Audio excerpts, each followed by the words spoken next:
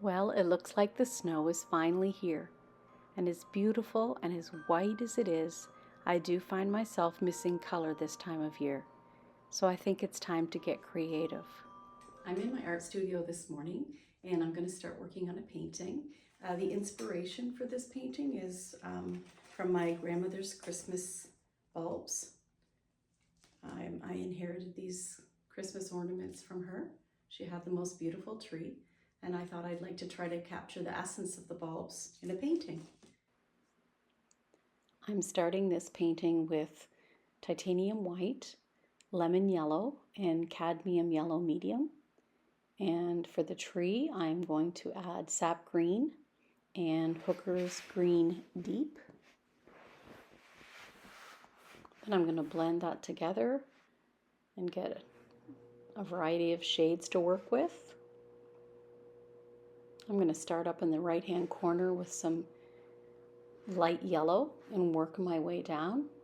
Continue to add the light, the white mixed with the light yellow, and then the cadmium yellow. And then as I go down, then I'll start making some spheres where I plan on putting the Christmas bulbs that are going to hang on the Christmas tree.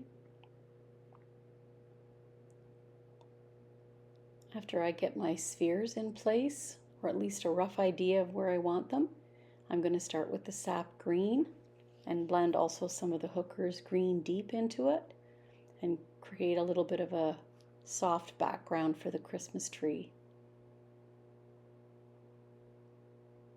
I'm using a dry blending brush. Once I've laid the colors down with a wet brush, I'm using a dry brush to blend everything out and get that soft kind of misty look.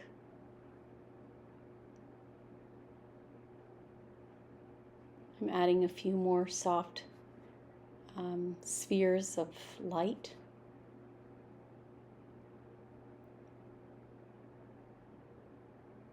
I'm not working from a reference photo at this point, so I kind of just winging it a little bit and trying to add in what I think I'm going to need down the road when I start working on my second layer.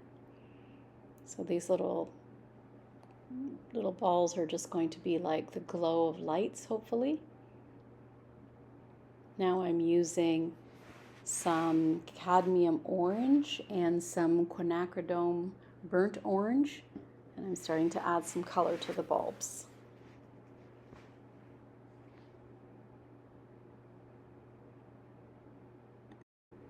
When I paint the bulbs, I'm trying to get the top right hand section to be softer and lighter, and the dark left hand section to be, the bottom left to be a little darker, so it gives the essence of light coming from the top right and shadow in the bottom left. Now I'm working on this yellow bulb, and I'm doing the same thing, trying to get some light color up the top right.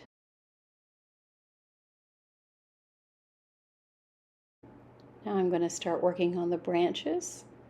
Again, I'm not quite sure how this is going to work out, so I'm just giving it a try. I'm using a flat brush, a fairly large brush, and I'm using it fairly dry, not a lot of paint on it. I've got the sap green, and I'm just brushing it out to try to get the effect of Christmas, the needles on the Christmas tree.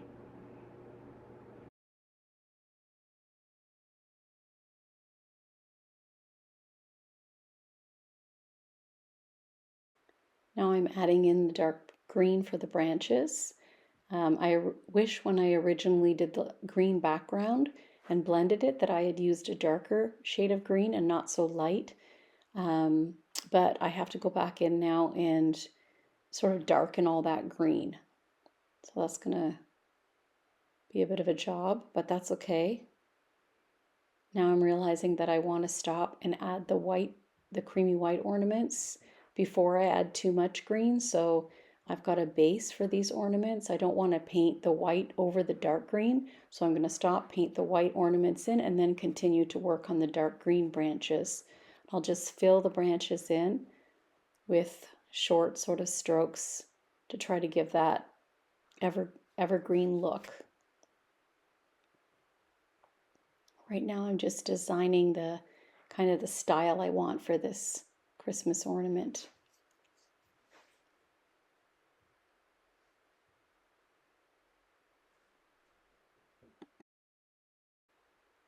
And I'll put another round ornament right here. So again, just laying the foundation of where I want this ornament, and then I can work the green around it. I've got all the ornaments painted in, and now I'm going to let it dry before I add the next layer. It's the next day, and now I'm just going to add a few more colored like yellow spheres and try to blend them out and get a little bit of a glow going on so that it looks like lights glowing on the tree.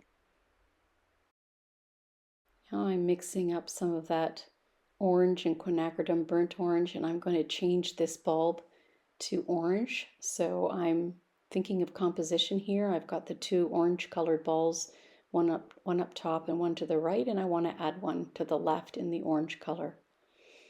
And now I'm doing the same with this one. I'm again thinking of composition and bringing that kind of lime green color down to the bottom.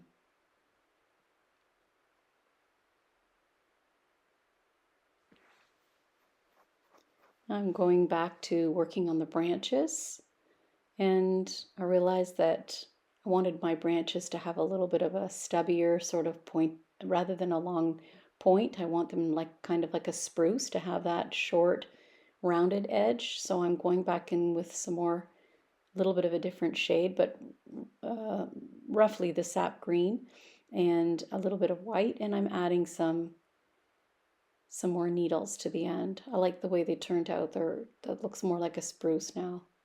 And you can see I'm going in now into the darker areas and just adding some of the lighter color for highlights, using the same technique with the brush, just a very dry brush, flat, and just gently flicking it up. I'm beginning to work on the decorative bulbs now. I've got some phthalo green blue shade that I'm starting with, and I'm also using the quinacridone burnt orange. I've penciled in the basic design that I want, just lightly penciled it in and following that just to get some symmetry.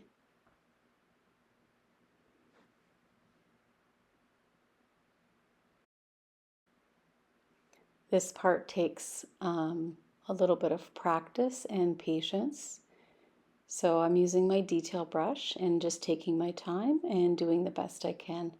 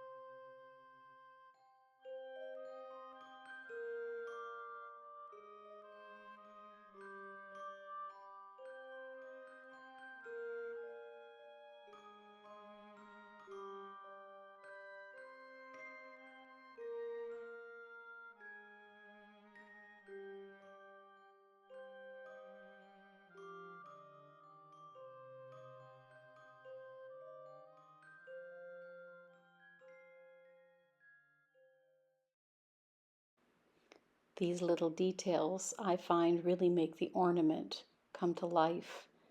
To get these little dots, what I'm doing is taking the back of my brush, a small brush, and I'm dipping it in the cream color paint and then just dotting it on the ornament. So you don't want to get too much paint, just one dot into the paint and one dot onto the ornament, and you get a nice little circle, and adds a bit of texture and just some really cool detail to these ornaments.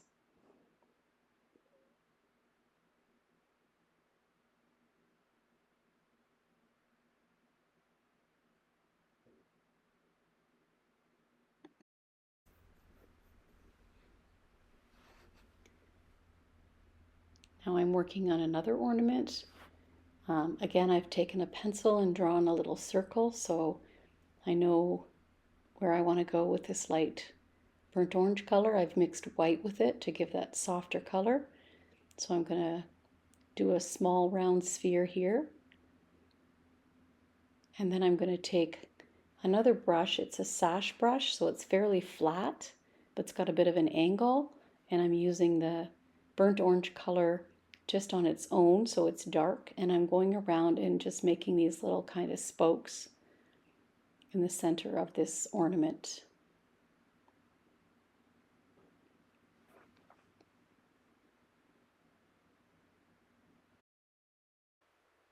Now I'm using the phthalo green blue shade again, and I'm working around with my brush, my sash brush, and I'm just pulling the color into the center, trying to get some depth to this bulb.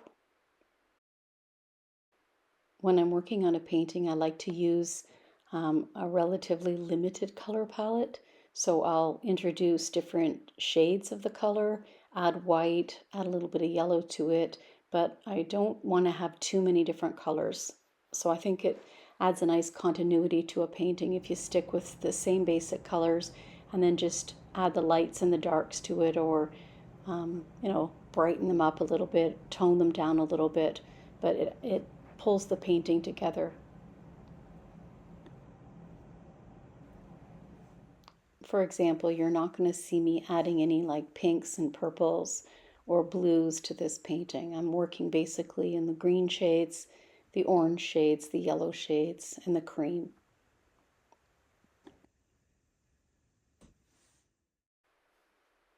Again, I'm adding the details now with the tip of my brush again, just dipping it in the cream color paint and making the little dots. I think this adds such a nice detail to these ornaments, it just makes them pop and kind of come to life.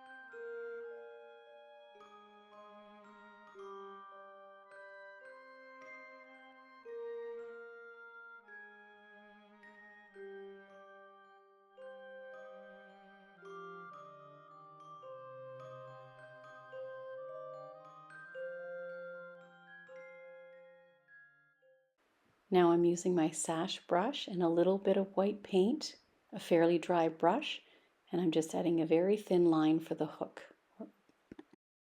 Now I'm going back in again with some green paint and I'm adding some more branches.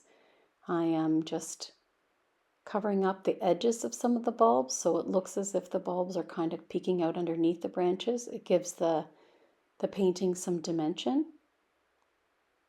And I'm flicking the branches in different directions to give it more fullness and more body. I'm adding another branch here in the yellow bulb, again just to make it look like the branches are coming in front of the bulb and that not everything is just flat.